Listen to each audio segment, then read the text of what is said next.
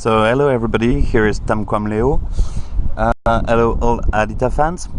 So as promised, I'm here to on the very sides of the D-Day to pay tribute to all the guys who fought there, whatever the camp, whatever the nationality, all those who fought bravely.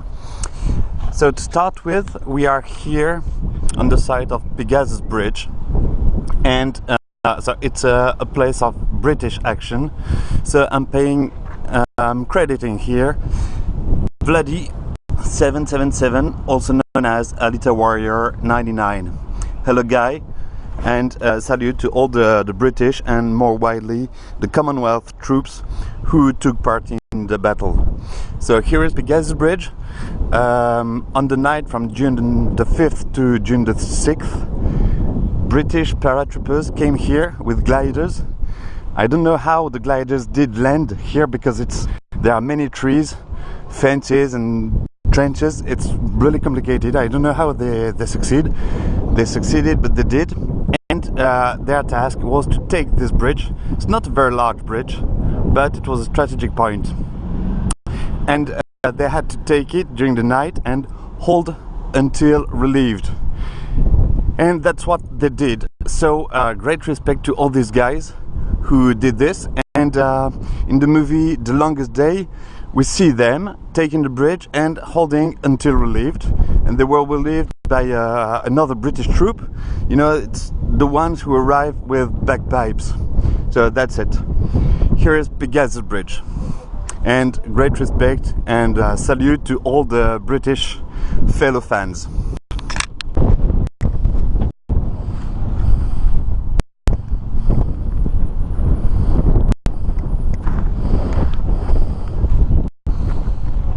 Pegasus Bridge.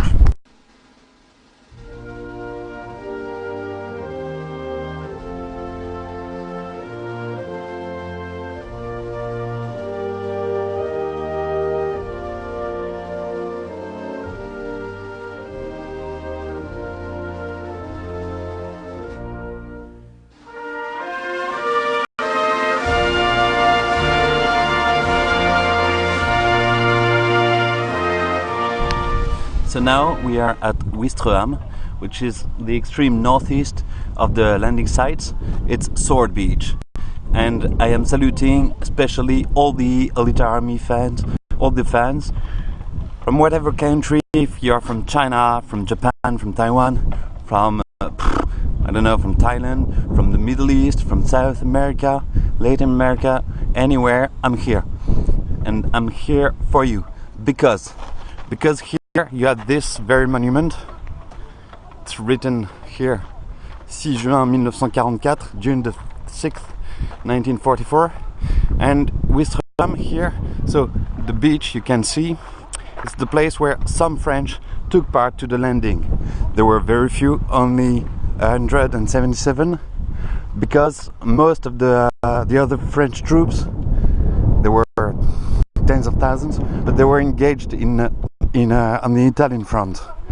That's why they were not here, because it was not logical to take them from Italian front and then bring them to Normandy.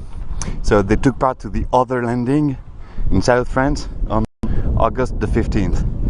And so those few French, 177, their names are mentioned here, engraved on this monument. So Ouistreham, part of Sword Beach. And so now let's have a look. So we're getting to the sea now,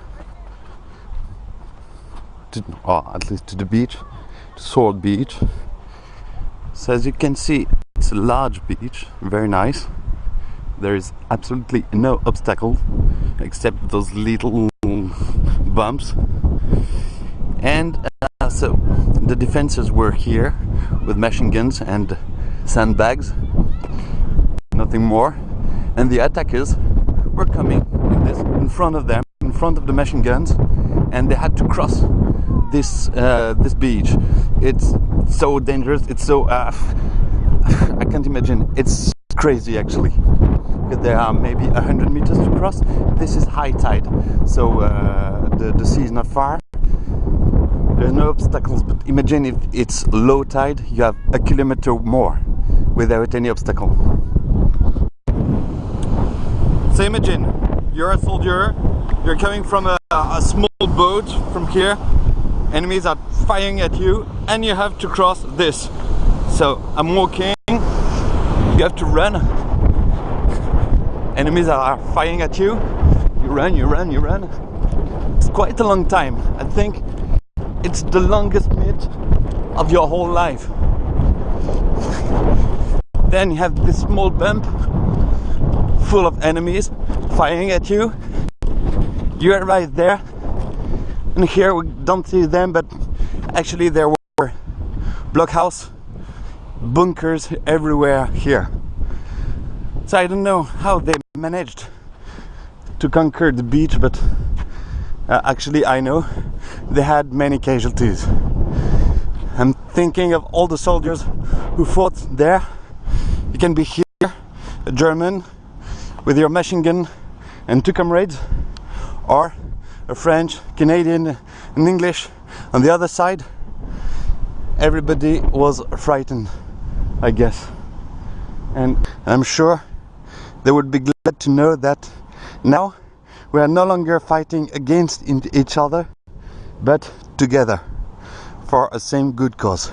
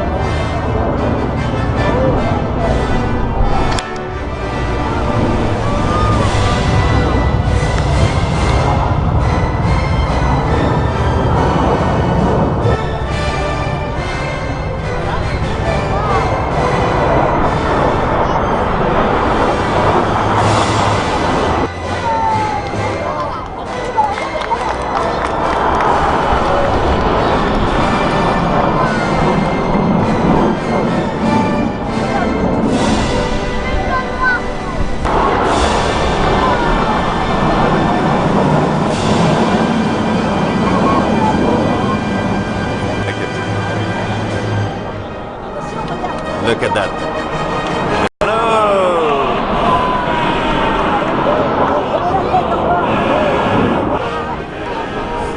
I did not expect you, but...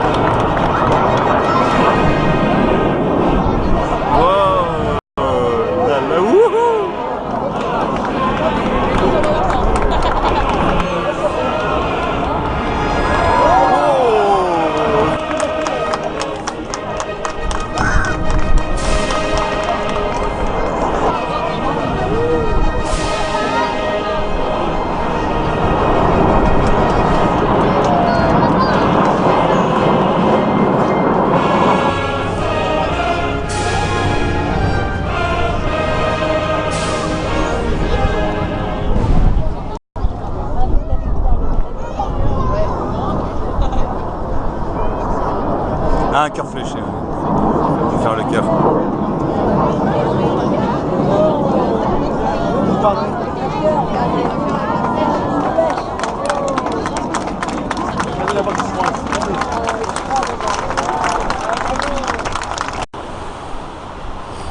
So Aromanche, the place of the artificial harbor, the Allied have built that place for the supply chain, the logistics of this huge army that had landed.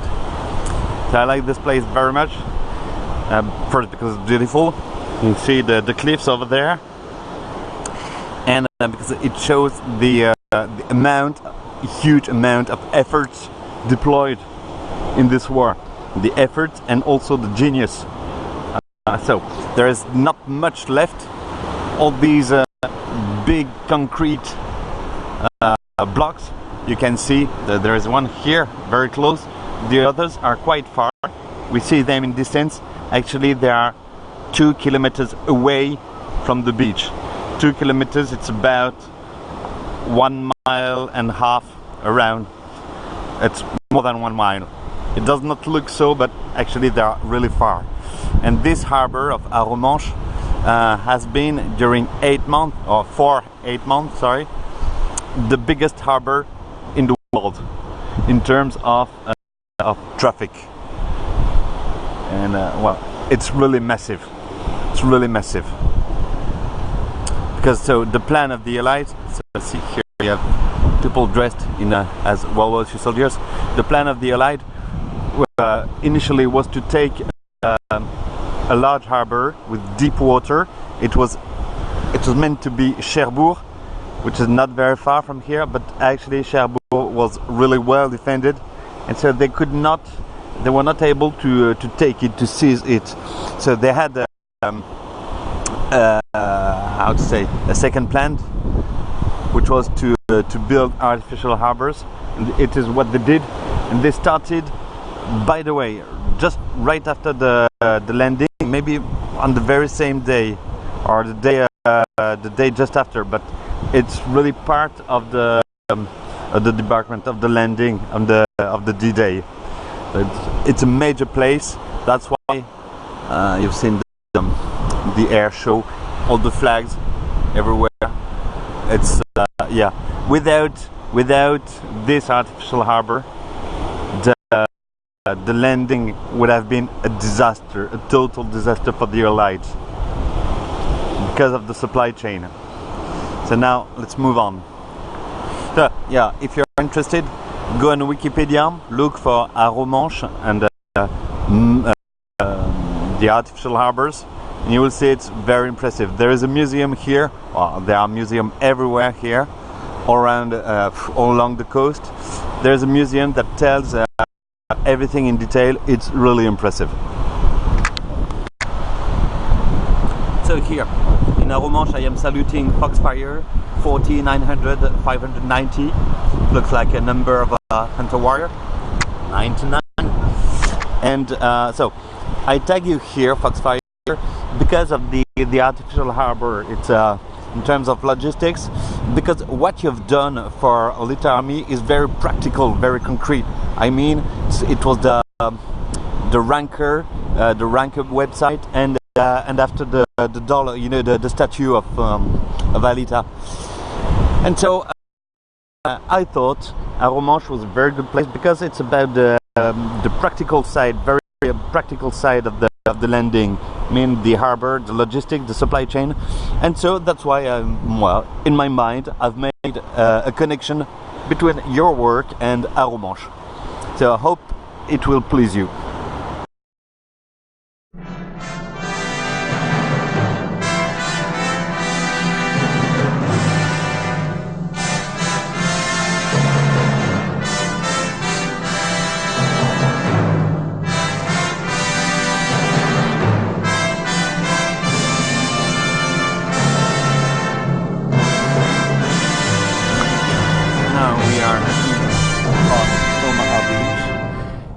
And I'm here especially on behalf of Denis Wan, Shadow Without, and Nick Shevchenko. Sorry if I mispronounce your name, but well, you see, your profile pics so you will recognize yourselves, and Alita Army. And we are here on Omaha Beach.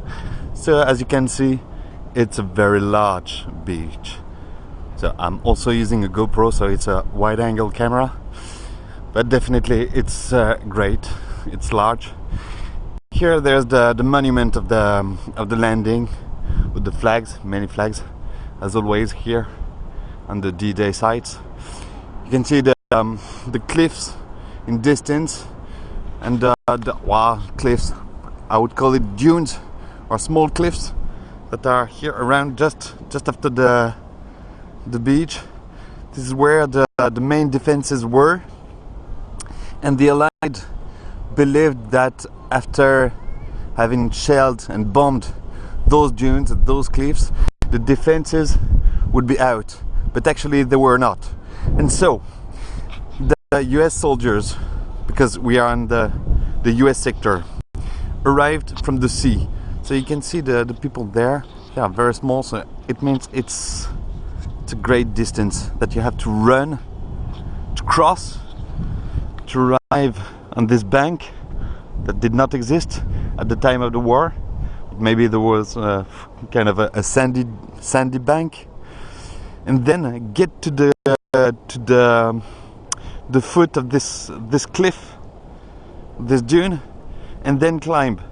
So I mean, it's just a shooting range. That's why, one of the reasons why Omaha Beach was nicknamed later Bloody Omaha, because as you can see, it's wow.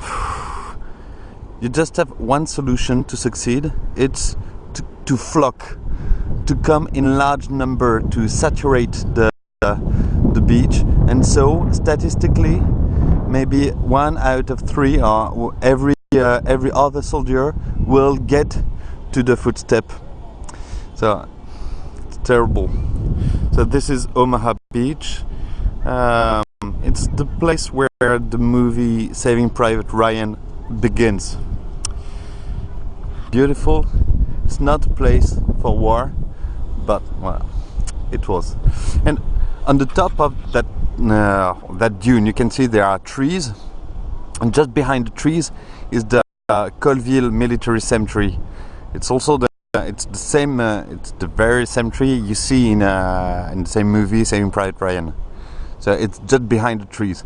So I'm afraid I don't have enough time to get there, because the weather is nice, but actually there's a lot of traffic on the roads, and so these are small roads because it's a countryside. But on these days, of course, there are many people. So I'm really sorry. I think I won't have the time to get to the cemetery and the cemeteries, but well, I tried to do my best. So this is Omaha Beach, the famous monument during commemorating the landing. The American flag. Look at it, because it's important here. It's the American sector, and many young Americans, many young Germans too, died here on this beach. So as a French, I feel of course very grateful for their sacrifice to all of them, their families. If your grandfathers, uncles or other relatives fought here and died here, well, let them know I am very grateful to what they did. And for the German soldiers who died here or fought here, I must say, so the guys who work here were not SS, they were not Nazis. That's wrong. They were Wehrmacht, which is the army, the normal army, and they were 20-year-old guys doing what they had to do and just fighting to protect each other, to protect their comrades. When you are here on this very beach on June the 6th, 1944, you're not thinking about Adolf Hitler, very bad, concentration camps, or all that stuff. No, you don't think about politics. What you see on the sea, it's 5,000 ship. 5,000. So I've met people who were there, or on the shore, at that time, and they said the sea was covered with ship. Okay, and you're here with your gun, and you're not thinking about politics. You're not thinking about ideology or whatever. Just here to survive, to do your duty and to do what you have to do. You think about what? You're thinking of your friends that are here just next to you. You think about your family. You think about maybe your sweetheart if you have, things like that. Not politics. They were normal guys, and if they died, their parents did cry just the same as any other parents, like the same as American parents cried, the same as British parents cried, French parents cried, Japanese, Chinese, it's about human nature.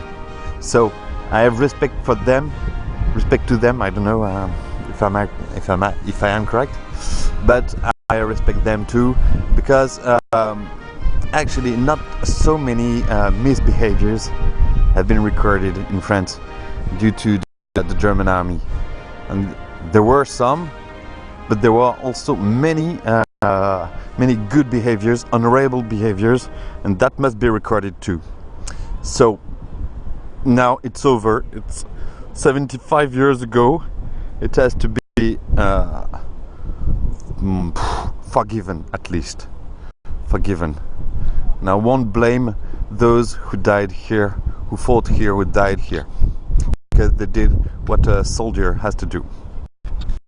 So that's Omaha Beach. It's a beautiful place. Very nice beach. The sea is blue. It's incredible.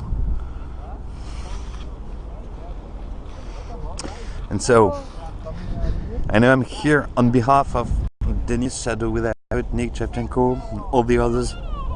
Yeah, my stand fell. The others, Alita fans, especially of course American fans, because this place means a lot to you. I understand this perfectly. I think it's like Verdun for the French.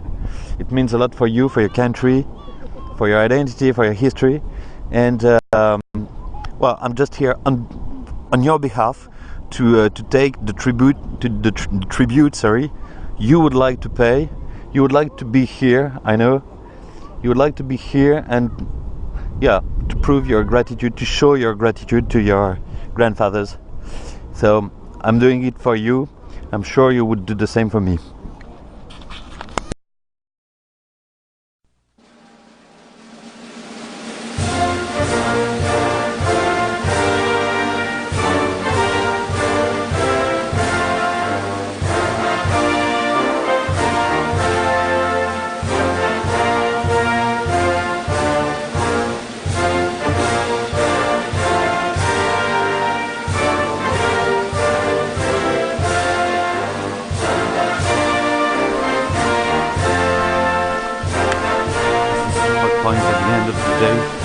You can see the holes. These have been made by the shells and the bombs. It has been heavily bombed before the D-Day, the day before.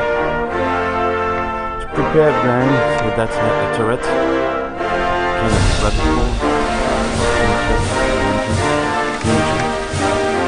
And there are holes everywhere. And it was 75 years ago. Holes are still there.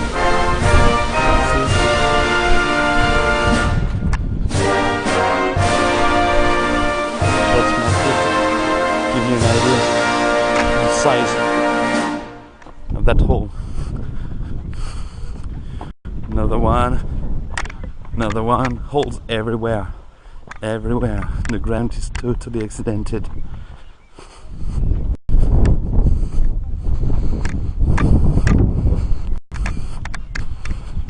And the sea is there, beautiful.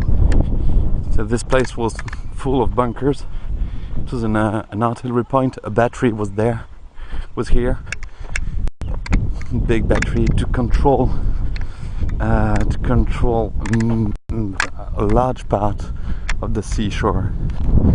So here we can have a look at it's another bunker. There are many on Hog Point. That's the sea. cliff.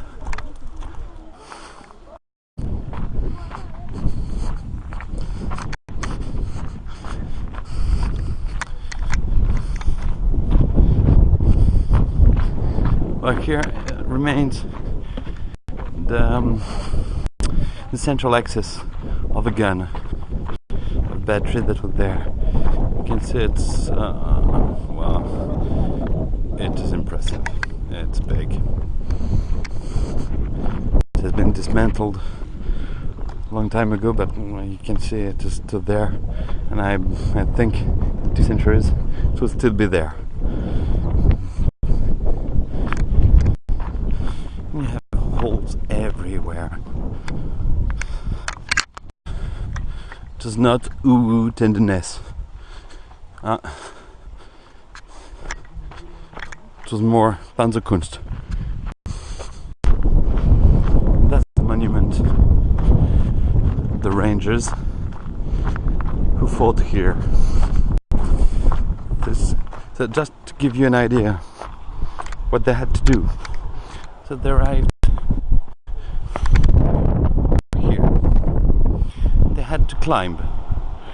But it is not very high, maybe I would say 20 meters. 20 meters, but under enemy fire, 20 meters is a lot. I don't understand why they choose that solution to take the Point du Hoc. I'm not military, so it's not my job. Maybe they knew it better, because, well, it's really a tough job. So we're walking around. So on that side, which is the northeast side, just behind the rocks, you have Omaha Beach. We turn, and on the opposite shore, in distance, the shore you can see quite far away, it is Utah Beach, and it means the guns that were just there could fire both Utah Beach and Omaha Beach with good communications, like telephone or telegraph. Telephone, I guess. They could fix their fires with accuracy. So these are the cliffs the Rangers had to climb. Very impressive. So now let's have a look to the monument.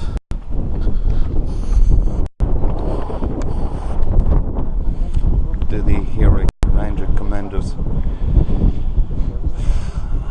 who under the command of Colonel James Rudder of the 1st American Division attacked and took possession of the Point du Hoc. That's the Point du Hoc. So we're here at the Point du Hoc, and I'm saluting especially Installation 7, William NG, and the LA 300. You see your profile pics. You got a new one, guy. So I know you would like to be here to pay respect to those heroes who came here. Just have a look what they climbed.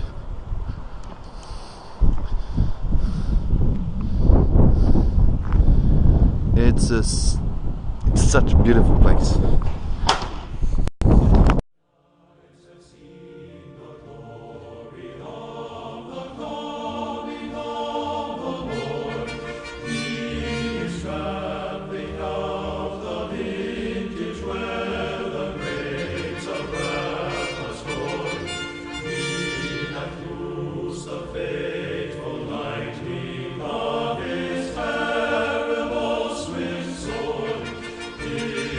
True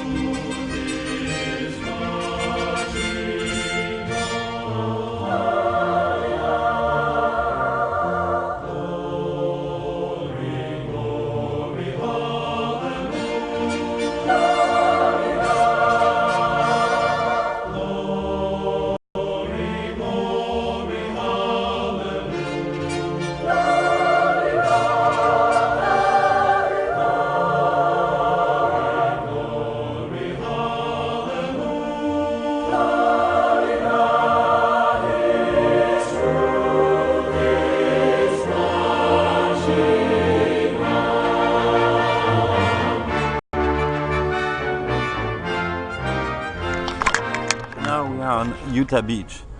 Utah Beach. So it's a major place, of course. This is a great monument to the memory of the fallen of the 19th Infantry Division and other units.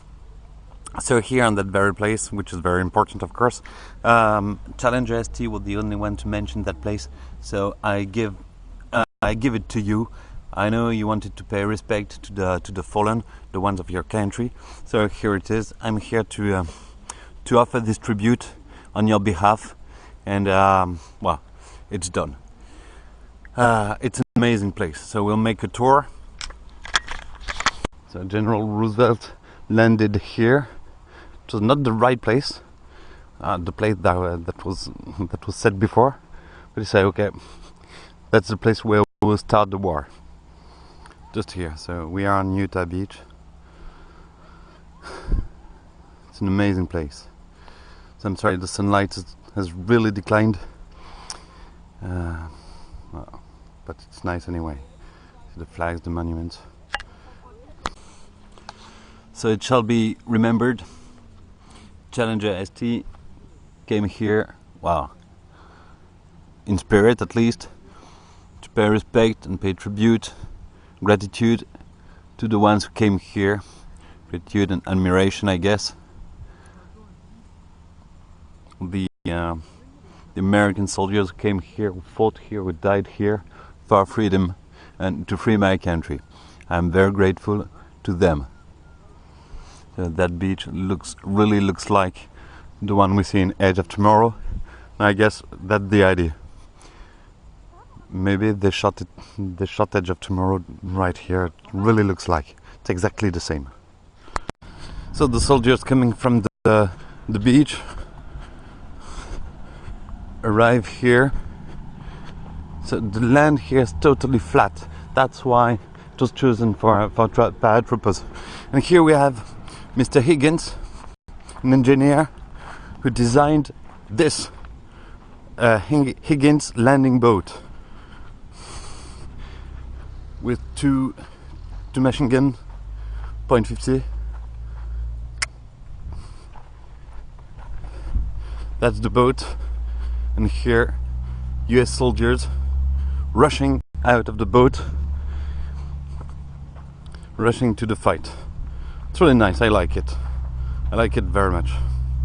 So of course it makes me think of Alita Army rushing to answer an internet poll with the hashtag together. It's really nice. But actually it's no place for jokes. It's a very serious place. It's a Utah Beach. It's not nothing.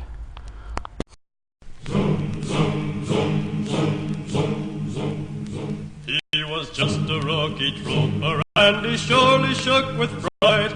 He checked all his equipment and made sure his pack was tight. He had to sit and listen to those awful engines roar. You ain't gonna jump no more. Gory, gory, what a hell of a way to die. Gory, gory, what a hell of a way to die. Gory, gory, what a hell of a way to die. He ain't gonna jump no more. Zoom, zoom, zoom, zoom, zoom, zoom, zoom. Is everybody happy? Cried the sergeant looking up. Our hero feebly answered yes, and then they stood him up. He jumped into the icy blasted static line and hook, and he ain't gonna jump no more. Gory, gory, what a hell of a way to die. Gory, gory, what a hell of a way to die. Gory, gory, what a hell of a way to die. He ain't gonna jump no more. Noral Haen and Starvey Lion. I will tell you why after. Noral, so I'm sorry, I'm not in Carentan, but I'm just a few kilometers here from Carentan, and this is here the drop zone, the dropping zone of Carentan. It's exactly the same place. And here Sainte-Mère-Église is very famous because you can see maybe on the bell tower There's the parachute with the paratrooper still hanging. It's a statue, of course, but because on the night from June the 5th to June the 6th, one guy stayed here, hanged like this all night long, and that's why he survived. So here in Sainte-Mère-Église, it was during the night just before the landing, operations Albany and Boston, two American paratrooper divisions, 82nd and 101, were dropped here. If you've watched the series Band of Brothers, well, if you've not, just check it out, it's awesome. And if you have already, you know what I'm talking about. And if you haven't seen The Longest Day, go see it because it's good, and it will tell you everything about the D-Day and the operations just before, the night before, like Albany and Boston. That's why I'm here. So, hello Nora, hello Starvey Lion. Now, if the church is open, I will tell you why I'm saluting Starvey Lion, especially here. So, unfortunately, the church is closed, so I can't enter it. But the reason why I wanted to get in, it's because there is a big stained glass window representing the Archangel Saint Michael, and he is the battle angel.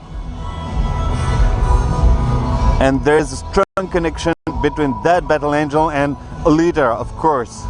She is the battle angel, and just like Archangel Saint Michael, Alita comes from the sky to give us freedom, just as the guys who were dropped here years ago, decades ago.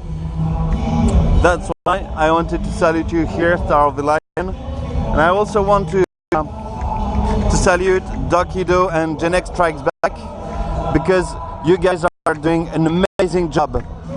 You are keeping us motivated, you are keeping the good word, you are giving visibility to Alita, and that's awesome, that's incredible.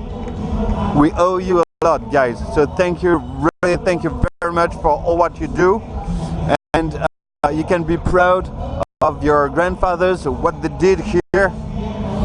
It's really great. We can also salute the German battalion of Alita Army, because they are very numerous, very active, and in that place the German troops have been very correct. I mean, during the night of the attack, a lot of people, civilian population, was outside because there was a house was on fire, so everybody gathered outside to extinguish the fire. Then the attack started.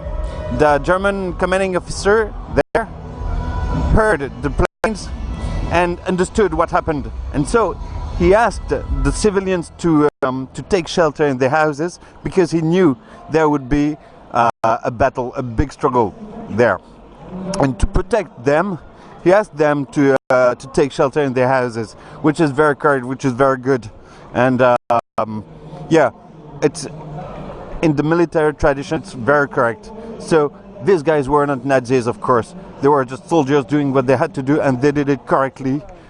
Well, they fought bravely too. So salute to everybody, to anybody in Alita Army, of course. I'm thinking of you all, so especially those that I have mentioned today, but also all the others, especially my followers. You are quite numerous, I'm surprised. So I'm glad that what I write please you, that you like what I write. Wow, thank you all. And well, thank you all the others who don't follow me. It's the same. Actually, it's so thank you all, Alita Army. I'm here for you, and all together we are doing a great job.